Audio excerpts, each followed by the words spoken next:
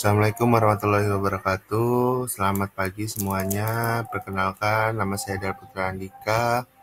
Saya dari Universitas Pancasila, Kota Jakarta.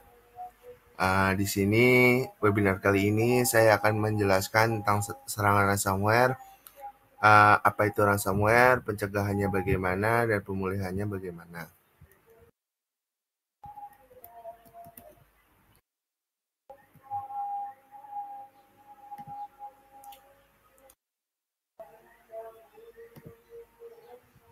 Pendahuluan.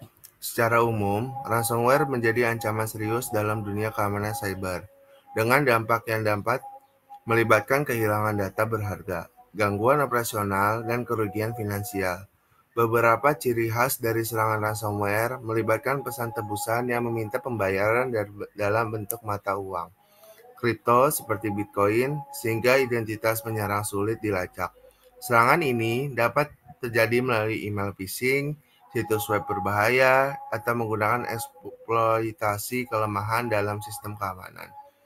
Dalam banyak kasus, pembayaran tebusan tidak menjamin pemulihan data atau akses sepenuhnya dan seringkali meninggalkan dampak jangka panjang.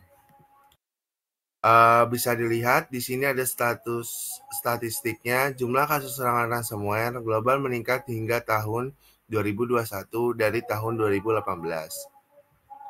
Di tahun 2018, serangan ransomware di dunia mencapai 157 kasus. Sementara tahun 2021 mencatatkan jumlah serangan terbanyak yaitu 1.372 kasus.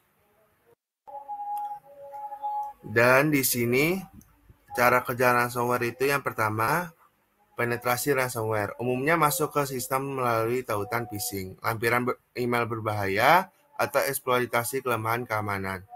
Penetrasi dapat juga melalui situs web yang terinfeksi atau menggunakan metode-metode serangan yang canggih.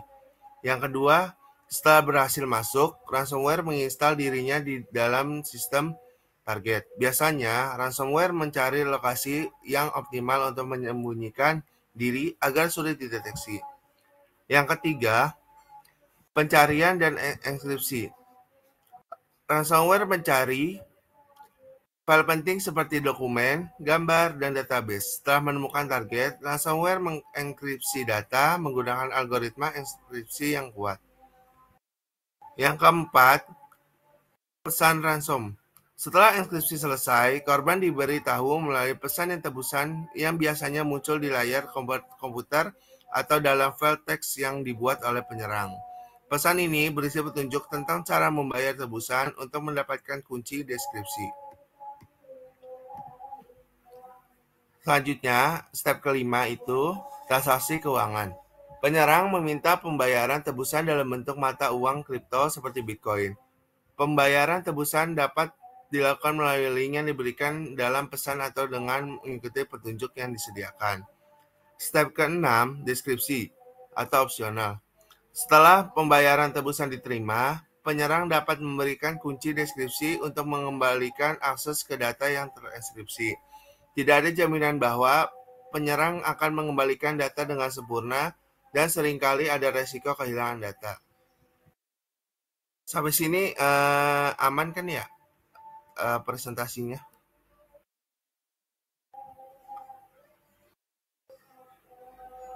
Baik, kalau aman kita lanjut saja. Di sini ada jenis-jenis ransomware. Yang pertama ada ransomware konvensional, ransomware cerdas, ransomware gembok master, dan ransomware berbasis website. Ransomware konvensional merujuk pada jenis perangkat lunak berbahaya yang menciptakan atau memanfaatkan celah keamanan pada sistem komputer untuk mengekspresi data pengguna. Enkripsi ini bertujuan agar pemilik data tidak dapat mengakses atau menggunakan file tersebut tanpa memiliki kunci deskripsi yang sesuai. Para pelaku kemudian meminta tebusan dalam bentuk mata uang kripto untuk memberikan kunci deskripsi atau mengembalikan akses data. Ciri-ciri ransomware konvensional. Yang pertama ada enkripsi data. Enkripsi data ini ransomware konvensional mengekspresi mengenkripsi file pada sistem korban, membuatnya tidak dapat diakses. Yang kedua, tebusan. Maksudnya dari tebusan ini, para pelaku meminta tebusan dalam mata uang kripto seperti Bitcoin atau Ethereum. Yang ketiga, metode pembayaran aman. Ransomware biasanya menggunakan metode pembayaran yang sulit dilacak seperti mata uang kripto, Bitcoin, atau Ethereum, atau layanan pembayaran anonim. Yang keempat itu ada tampilan pesan ancaman.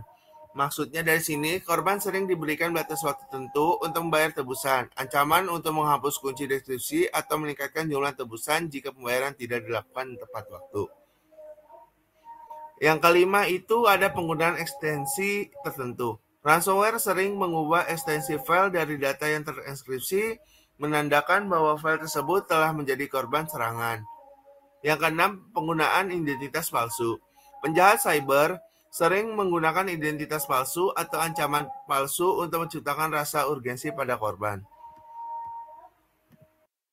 Ransomware konvensional menimbulkan ancaman serius terhadap keamanan data dan keberlanjutan operasional, sehingga upaya pencegahan dan perlindungan keamanan yang efektif dan sangat penting. Contoh terkenalnya dari ransomware konvensional itu ada WannaCry. WannaCry di sini maksudnya adalah menyerang sistem Windows dan menyebarkan melalui exploit keamanan yang belum diperbarui. Dan ada yang kedua, CryptoLocker melalui email spam mengunci file dan meminta tebusan dalam Bitcoin. Balik lagi ke jenis ransomware yang kedua, ada ransomware cerdas. Ransomware cerdas merupakan jenis ransomware yang menggunakan teknik-teknik canggih dan seringkali disesuaikan secara otomatis untuk menghindari deteksi serta meningkatkan kemungkinan sukses serangan. Di sini ada karakteristik ransomware cerdas. Yang pertama, teknik machine learning. Ransomware cerdas dapat menggunakan teknologi machine learning untuk mengidentifikasi pola dan perilaku dari sistem keamanan yang ada. Yang kedua, evasi deteksi tradisional. Ransomware cerdas seringkali mampu menghindari deteksi dengan mengubah tanda-tanda khas yang biasanya digunakan oleh sistem keamanan untuk mengenali malware. Yang ketiga, penggunaan kriptografi yang kuat. Ransomware cerdas cenderung menggunakan metode enkripsi yang sangat kuat dan sulit untuk dipecahkan. Selanjutnya ada serangan bertahap, Advanced Persist Threat atau APT. Ransomware cerdas dapat menggunakan taktik APT, yaitu serangan yang berkelanjutan dan terarah. Selanjutnya, ransomware as a service. Beberapa ransomware cerdas memungkinkan disebarkan melalui model ransomware as a service, di mana para pelaku kejahatan cyber menyediakan infrastruktur dan layanan untuk individu atau kelompok lain yang ingin meluncurkan serangan. Contoh terkenal dari ransomware cerdas itu ada Sodi no Kibi atau Reveal. Merupakan ransomware yang menggunakan taktik extorsionis dengan mencuri data sebelum mengekspresi, meningkatkan tekanan pada korban untuk membayar tebusan.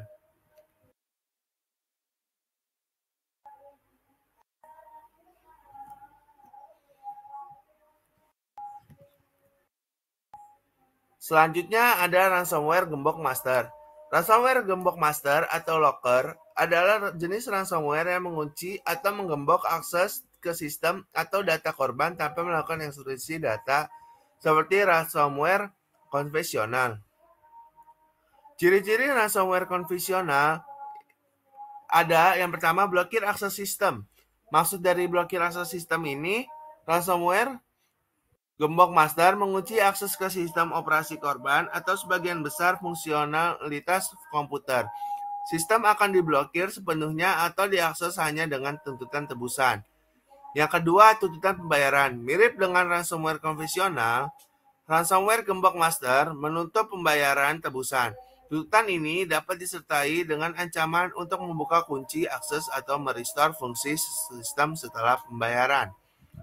Yang ketiga, tampilan pesan di layar utama. Pesan tebusan seringkali ditampilkan secara langsung di layar utama perangkat, menghentikan akses pengguna ke sistem atau ke data. Yang keempat, tidak melibatkan enkripsi data.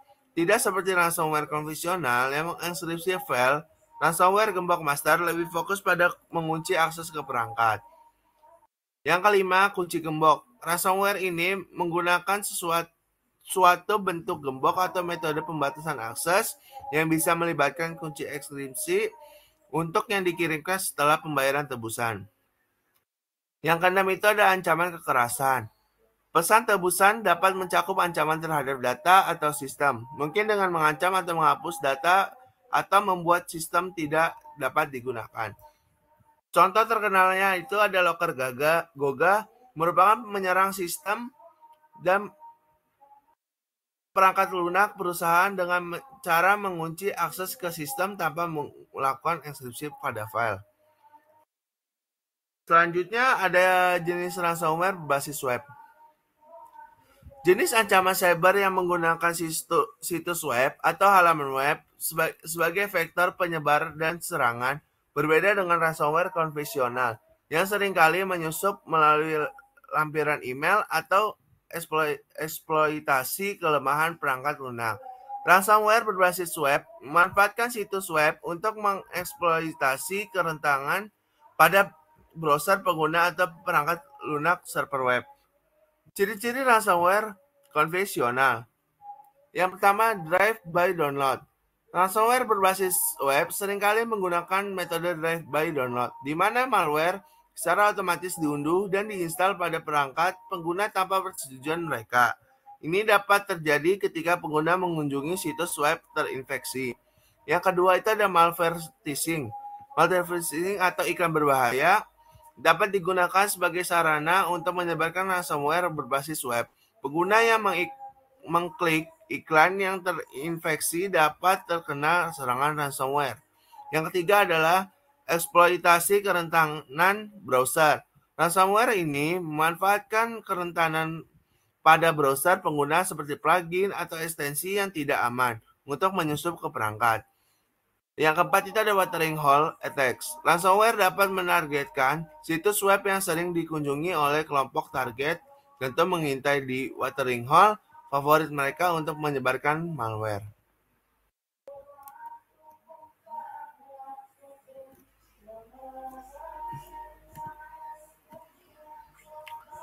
Selanjutnya ada dampak serangan malware. Serangan ransomware dapat memiliki dampak serius pada individu, organisasi, dan masyarakat secara luas. Beberapa dampak umum dari serangan ransomware melibatkan yang pertama ada kehilangan data. Ransomware cenderung mengekspresi data yang ada di dalam sistem, membuatnya tidak dapat diakses oleh pemiliknya. Jika tebusan tidak dibayar, data tersebut mungkin hilang selamanya atau memerlukan waktu dan upaya yang signifikan untuk dipulihkan. Yang kedua ada gangguan operasional. Serangan ransomware dapat menyebabkan gangguan besar terhadap operasi organisasi, terutama jika data kritis atau sistem penting terpengaruh. Dalam beberapa kasus, entitas yang terkena dapat menghentikan operasi mereka atau mengalami penurunan kinerja yang signifikan.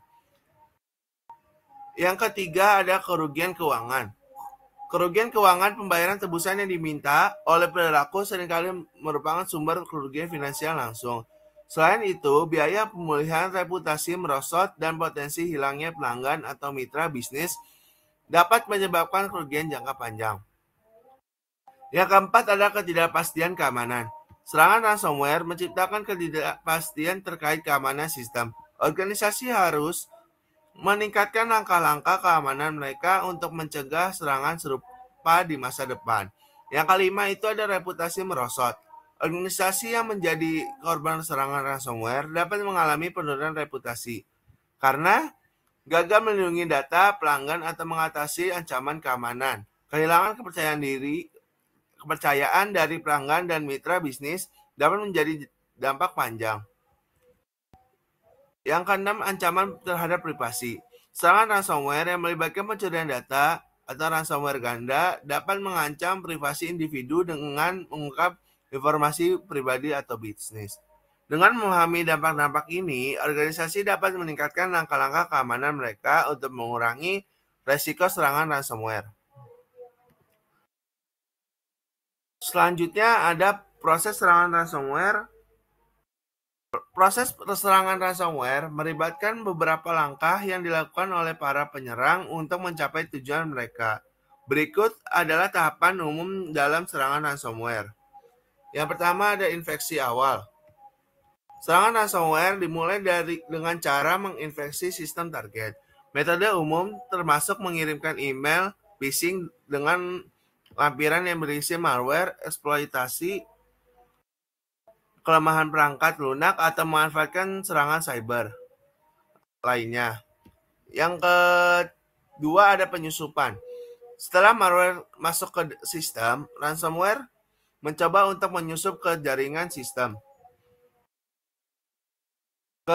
dan sistem yang lebih dalam. Ini melibatkan penjelajahan sistem, mencari kelemahan, dan mencoba mengeksploitasi kerentangannya.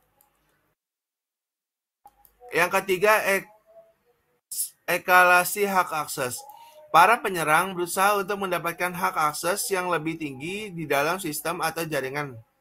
Hal ini memungkinkan mereka untuk mengakses data yang lebih kritis dan melakukan tindakan yang lebih merusak. Yang keempat itu ada pengenkripsian data. Setelah mendapatkan akses yang diinginkan, ransomware mulai mengenkripsi file dan data yang ada di sistem. Proses enkripsi ini membuat data tidak dapat diakses oleh pemiliknya tanpa kunci deskripsi yang benar.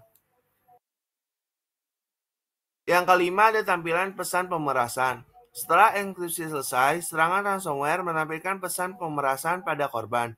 Pesan tersebut berisi informasi tentang pembayaran tebusan yang diperlukan untuk mendapatkan kunci dekripsi. Yang keenam, permintaan tebusan.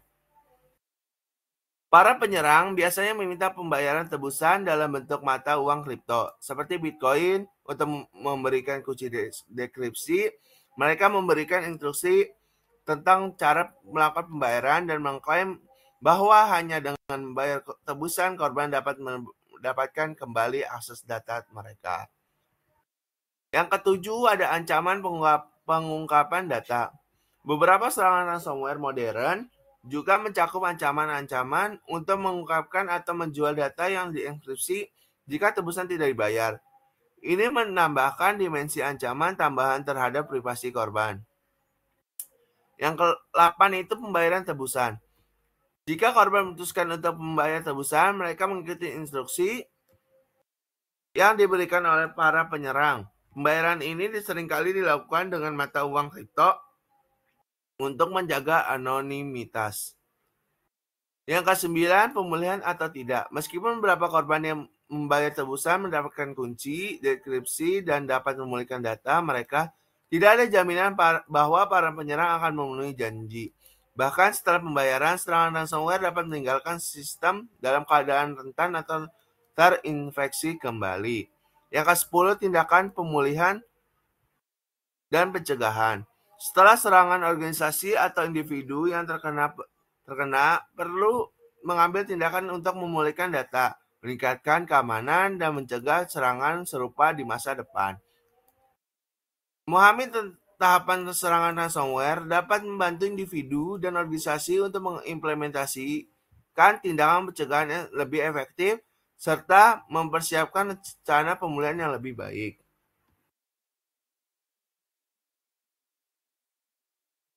Iya, ada yang angkat tangan, kenapa?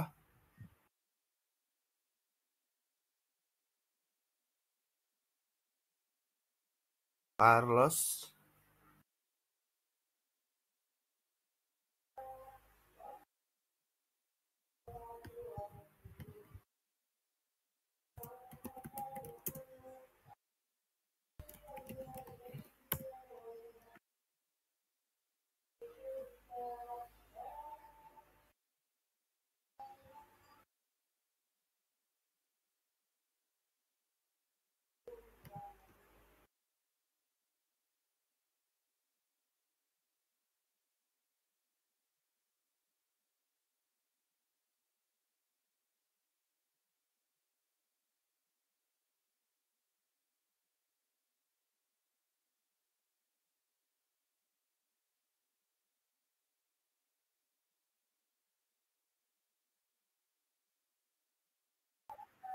Oke, baik ya. Kita lanjut saja. Selanjutnya ada strategi pencegahan ransomware. Pencegahan ransomware memerlukan kombinasi strategi teknis, kebijakan keamanan, dan pelatihan penggunaan. Berikut adalah beberapa strategi pencegahan yang dapat diimplementasikan. Yang pertama, pembaruan perangkat lunak. Pastikan semua perangkat lunak, termasuk sistem operasi, perambanan web, dan program-program lainnya selalu diperbarui dengan versi terbaru. Perbaruan ini seringkali mencakup perbaikan keamanan yang dapat mengatasi kerentanan yang dapat dimanfaatkan oleh ransomware. Yang kedua itu adalah lapisan keamanan yang kuat. Terapkan lapisan keamanan yang kuat, termasuk firewall, antivirus, dan anti-spyware. Solusi keamanan ini membantu mendeteksi dan mencegah serangan ransomware sejak dini. Yang ketiga itu pola email dan kesadaran pengguna. Berikan pelatihan kepada pengguna untuk meningkatkan kesadaran terhadap ancaman phishing melalui email. Pahamkan mereka tentang cara mengenali email yang mencurigakan dan jangan buka lampiran atau mengklik tautan dari sumber yang tidak terkenal. Yang keempat, pengaturan hak akses yang ketat. Terapkan prinsip kebutuhan untuk tahu, need to know. Dalam pengaturan hak akses, batasi hak akses pengguna hanya pada data dan sistem yang dibutuhkan untuk menjalankan tugas mereka sehari-hari. Yang kelima, backup berkala dan pengujian pemulihan. Lakukan backup data secara teratur dan pastikan proses pemulihan dapat berjalan dengan baik. Data yang di backup dapat membantu dalam memulihkan informasi tanpa membayar tebusan. Yang keenam, penggunaan mata uang kripto. Hindari menggunakan mata uang kripto untuk pembayaran tebusan.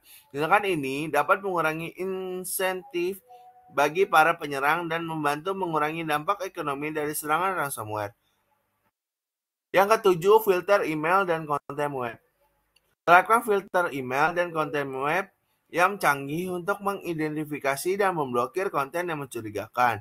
Ini dapat membantu mencegah penggunaan dari mengakses situs atau email berbahaya. Yang kedelapan ada monitor aktivitas anomali. Gunakan alat pemantauan dan deteksi untuk mengidentifikasi aktivitas anomali atau pola yang mencurigakan dalam jaringan. Dengan memonitor aktivitas serangan, ransomware dapat terdeteksi lebih cepat. Yang kesembilan, implementasi grup polis. Gunakan kebijakan grup polis untuk mengelola pengaturan keamanan pada seluruh jaringan. Ini termasuk pembatasan eksekusi file dari lokasi yang rentan terhadap infeksi ransomware. Rencana keamanan dan pemulihan darurat. Itu yang ke-10, rencana keamanan dan pemulihan darurat. Bangun rencana keamanan dan pemulihan darurat yang merinci tindakan yang harus diambil jika terjadi serangan ransomware. Pastikan tim keamanan dapat dengan cepat dan efektif merespon insiden. Kombinasi dari strategi ini dapat membentuk pertahanan yang kuat terhadap serangan ransomware. Penting untuk terus memperbarui dan menyesuaikan strategi keamanan seiring dengan berkembangnya ancaman cyber. Selanjutnya ada strategi pencegahan ransomware. Maaf, seharusnya ini taktik pemulihan ya, belum diganti. Selanjutnya ada taktik pemulihan ransomware. Taktik pemulihan setelah terjadi serangan ransomware melibatkan serangkaian langkah yang dirancang untuk memulihkan data, sistem, dan operasi organisasi. Berikut adalah beberapa taktik pemulihan yang dapat diambil. Yang pertama, isolasi dan identifikasi sumber infeksi.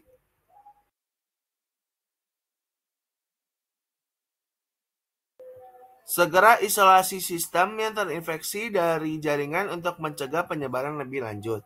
Identifikasi sumber infeksi dan lakukan analisis forensik untuk memahami cara serangan terjadi. Yang kedua, deskripsi data. Jika ada backup data yang terpercaya, gunakan untuk mengembalikan data yang dienkripsi oleh ransomware. Pastikan data ini tidak terinfeksi sebelum mengembalikannya ke sistem produksi. Selanjutnya ada yang ketiga, evaluasi dampak. Lakukan evaluasi dampak untuk memahami sejauh mana serangan ransomware telah merugikan organisasi. Identifikasi data yang hilang atau terpengaruh dan nilai kebutuhan pemulihan. Yang keempat, pembayaran tebusan. Itu bisa jadi opsional ya, karena pembayaran tebusan menjadi opsi yang kontroversial dan tidak direkomendasikan. Meskipun dalam beberapa kasus organisasi memilih membayar untuk mendapatkan kunci deskripsi. Namun ini tidak menjamin pemulihan data sepenuhnya dan dapat mendukung model bisnis penjahat cyber. Selanjutnya ada rekonstruksi sistem dan data. Mulailah rekonstruksi sistem dan data yang terkena dampak. Gunakan backup yang telah diverifikasi dan pastikan sistem tersebut bersih dari malware sebelum mulai pemulihan. Yang keenam ada pembaruan keamanan. Pastikan semua sistem dan perangkat lunak telah diperbarui ke versi terbaru dengan semua perbaikan keamanan yang tersedia. Hal ini dapat membantu mencegah serangan serupa di masa depan. Yang ketujuh ada penguatan keamanan. Tingkatkan langkah-langkah keamanan seperti firewall, antivirus, dan pemindaian malware secara berkala. Evaluasi dan perbarui kebijakan keamanan organisasi. Yang ke-8, pelatihan pengguna. Tingkatkan pelatihan pengguna untuk meningkatkan kesadaran tentang ancaman cyber, terutama terkait dengan serangan phishing yang sering masuk menjadi pintu masuk ransomware. Yang ke-9 ada pemulihan jaringan. Setelah sistem dan data individu dipulihkan, lanjutkan dengan pemulihan jaringan secara keseluruhan. Pastikan semua node jaringan aman dan dapat diandalkan.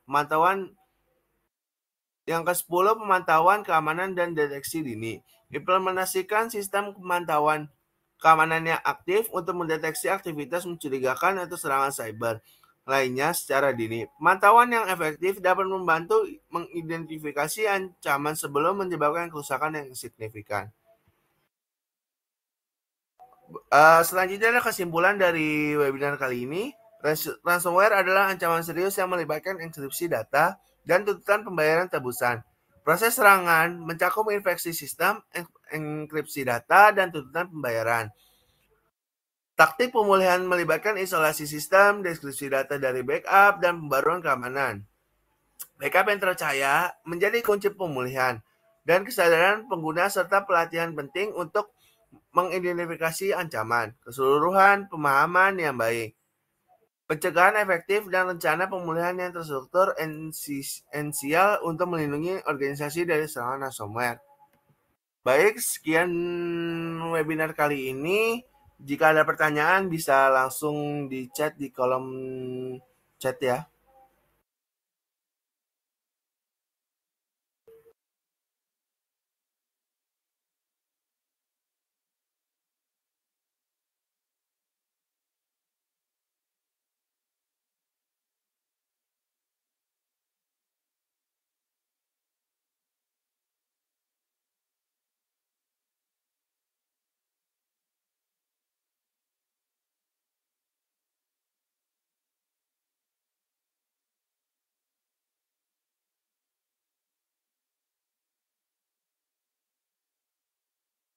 Baik, ini ada pertanyaan dari Carlos. Kak, gimana kita mengetahui email yang mencurigakan? Kan sekarang banyak sekali modus yang digunakan buat mencuri data dan yang lain. Untuk mengenali email yang mencurigakan, yang pertama, periksa alamat email pengirim dulu. Jika tidak mengenal pengirim atau pengirimnya atau alamat email terlihat mencurigakan seperti alamat yang tidak terkait dengan perusahaan atau organisasi yang dikenal, waspadalah. Yang kedua, jika email meminta informasi pribadi seperti kata sandi, nomor kartu kredit, atau informasi akun lainnya, itu bisa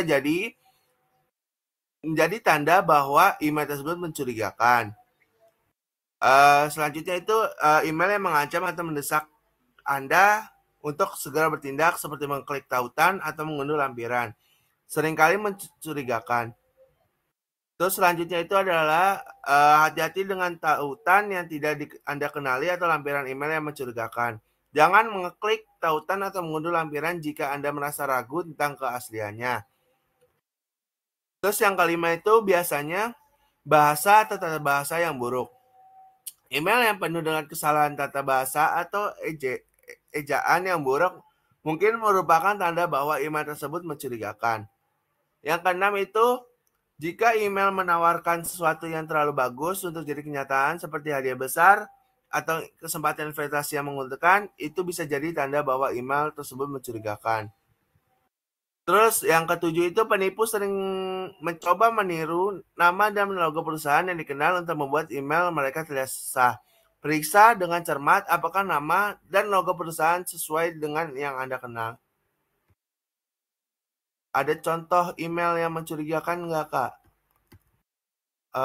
Bentar ya, kita cari dulu.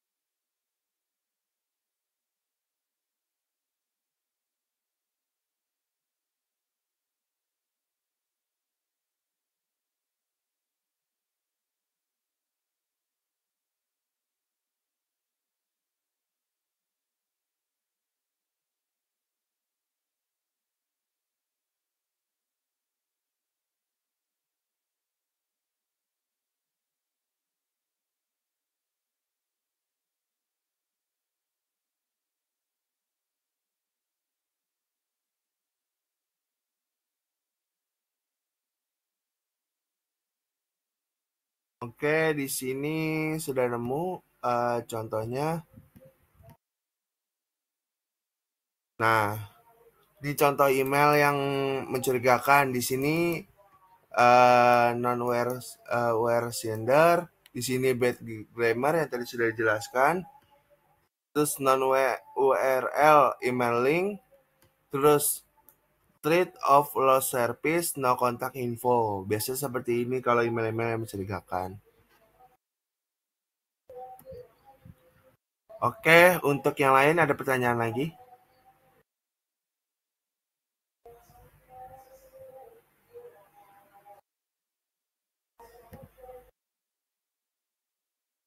Sama-sama. Yang lain boleh kalau menanyakan lagi. Ini Muhammad Fadlan Alfian mengangkat tangan. Kenapa ya?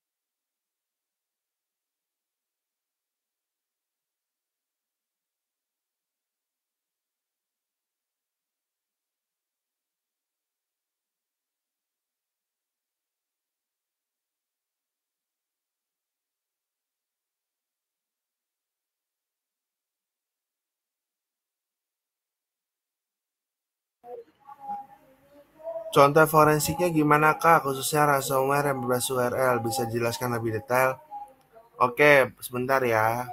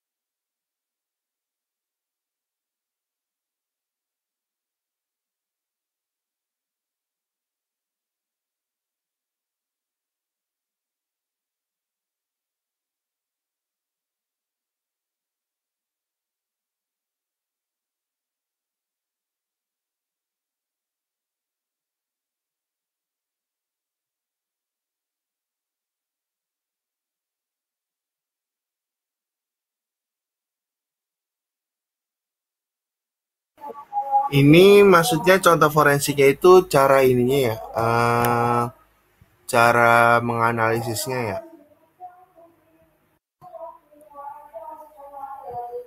Apa bagaimana? Oh, cara menganalisisnya. Biasanya kalau menganalisisnya yang pertama itu mengidentifikasi serangannya dulu. Mengidentifikasi bahwa serangan ransomware telah terjadi dalam memantau aktivitas tidak biasa di jaringan sistem. Seperti contohnya ada peningkatan jumlah file transkripsi atau tampilnya pesan tebusan di layar.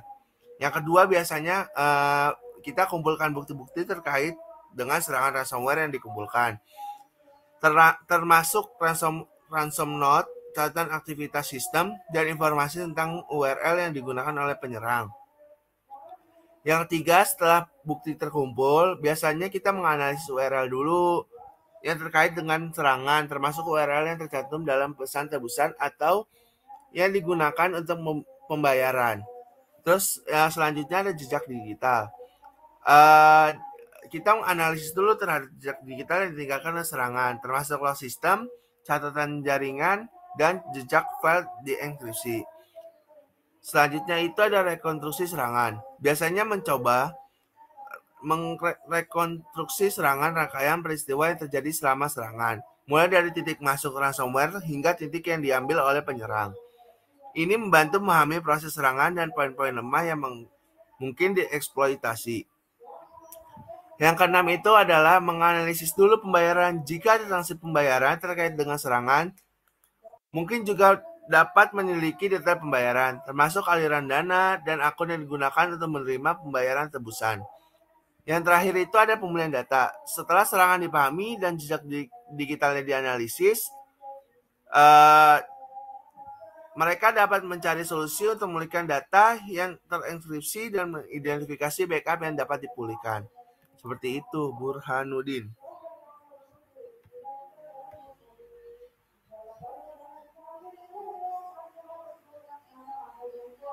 Sama-sama.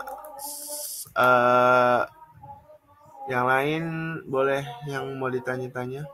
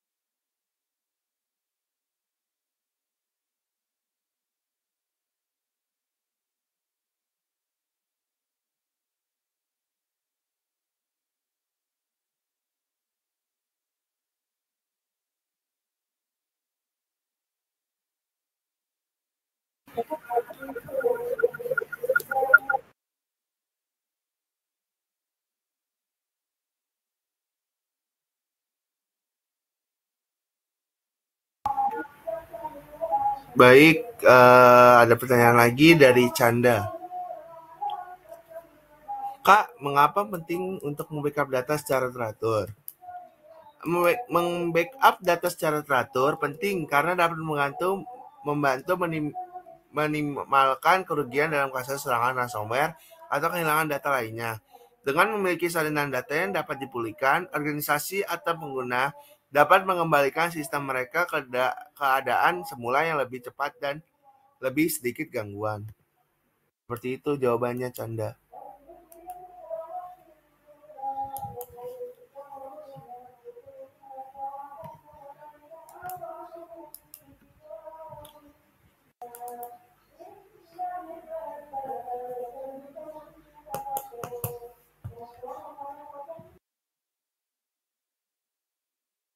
Sama-sama. Ada pertanyaan lain? Yang mau nanya silakan bertanya.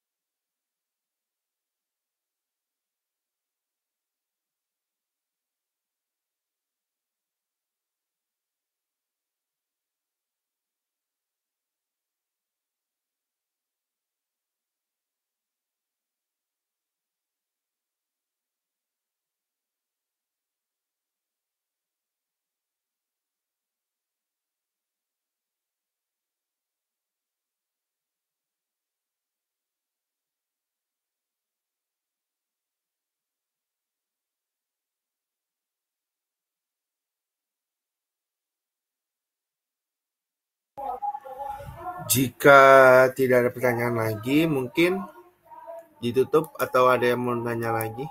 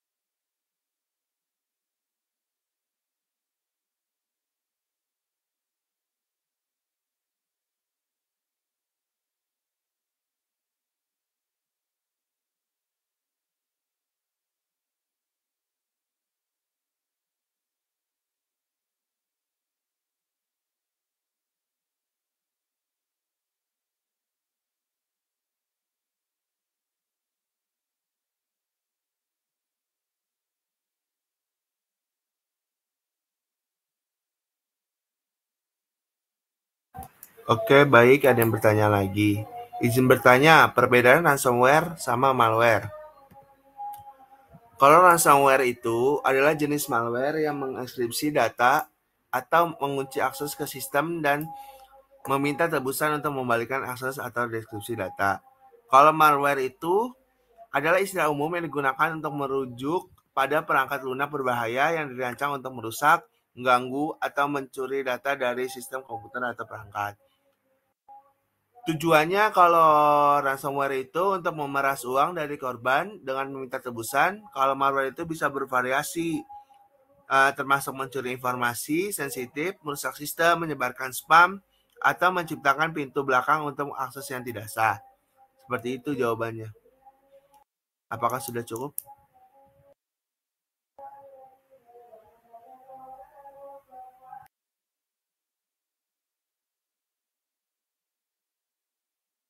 Jadi garis besarnya ransomware itu adalah salah satu jenis juga dari malware, gitu.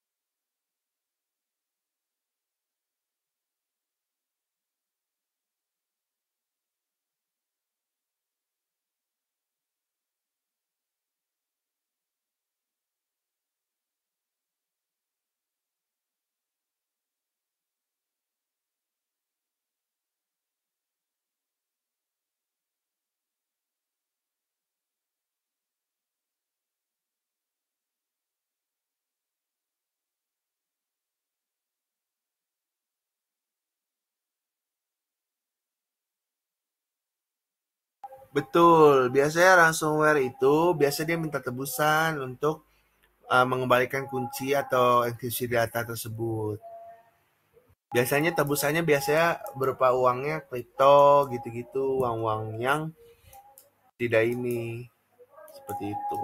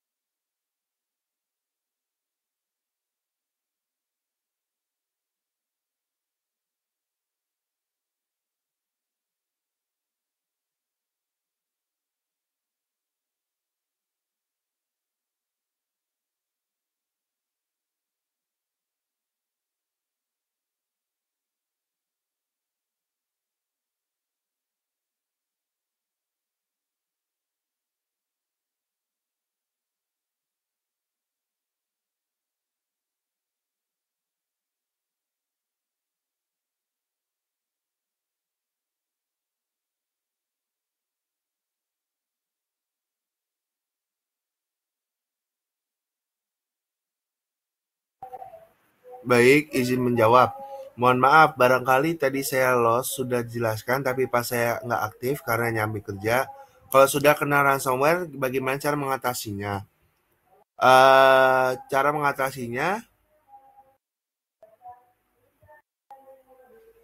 jika terjadi serangan ransomware, langkah-langkah yang harus diambil termasuk memisahkan sistem yang terinfeksi dari jaringan, mencoba mengidentifikasi jenis ransomware yang digunakan, melaporkan serangan kepada otoritas keamanan cyber, dan mempertimbangkan opsi pemulihan data seperti itu.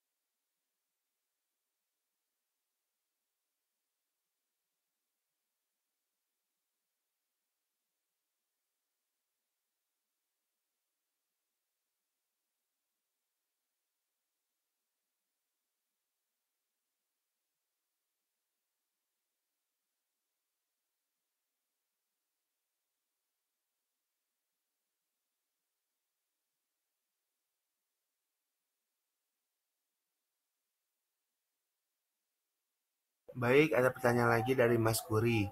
Sejauh mana sih perusahaan ini boleh menuruti tuntutan dari si hacker? Apa ada batasannya? Sebagai prinsip umum, disarankan untuk tidak menyetujui tuntutan dari hacker atau pelaku kejahatan daring atau cyber kriminalitas. Masuk dalam kasus serangan ransomware ini karena membayar tebusan tidak hanya tidak menjamin bahwa akses atau data akan dikembalikan, tapi juga memberi insentif kepada pelaku kejahatan untuk melanjutkan kegiatan mereka. Sebagai alternatif untuk membayar tebusan, perusahaan harus fokus pada pencegahan serangan ransomware melalui langkah-langkah keamanan yang kuat, pendidikan pengguna, dan rencana pemulihan yang efektif jika terjadi serangan. Seperti itu.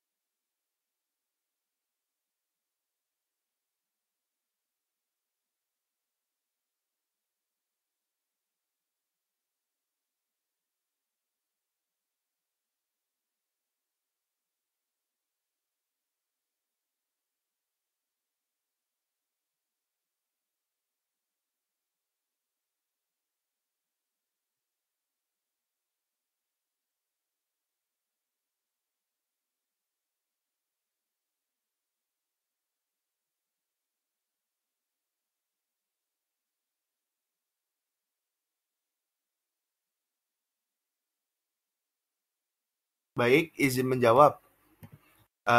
Memang benar, dalam beberapa kasus, jika perusahaan tidak menyetujui tuntutan dari pelaku ransomware, data yang dienkripsi atau dicuri oleh perilaku serangan tersebut dapat dijual atau bahkan dipublikasikan secara online. Ini adalah ancaman serius bagi perusahaan yang menjadi korban dalam serangan ransomware. Ada beberapa langkah yang dapat diambil oleh perusahaan untuk mengatasi situasi ini. Yang pertama, pastikan bahwa sistem yang terkena serangan telah diamankan dan tidak lagi terhubung ke jaringan atau internet.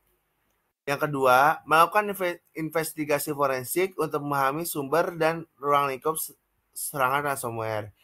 Yang ketiga, jika data perusahaan dicuri oleh pelaku serangan, perusahaan harus segera melapor insiden tersebut kepada penegakan hukum dan berkoordinasi dengan mereka untuk menyelidiki dan menindaklanjuti kasus ini. Yang keempat, ada perusahaan harus memiliki kebijakan komunikasi yang jelas dan transparan untuk mengelola situasi ini. Yang kelima, perusahaan harus memulihkan data yang terpengaruh oleh serangan ransomware dari cadangan yang telah disimpan di tempat yang aman. Yang keenam, setelah serangan, perusahaan harus melakukan tinjauan penyeluruh terhadap keamanan mereka dan mengimplementasikan langkah-langkah tambahan untuk mencegah serangan serupa di masa depan. Ini termasuk memperbarui perangkat lunak, memperkuat kebijakan keamanan, dan memberikan pelatihan kepada karyawan tentang praktik keamanan yang baik. Yang ketujuh itu negosiasi atau konsultasi. Terkadang perusahaan dapat mencoba bernegosiasi dengan pelaku ransomware atau berkonsultasi dengan ahli keamanan cyber untuk mengetahui opsi terbaik yang tersedia dalam situasi ini. Namun ini harus dilakukan secara Hati-hati dan berkoordinasi dengan penasihat hukum. Seperti itu.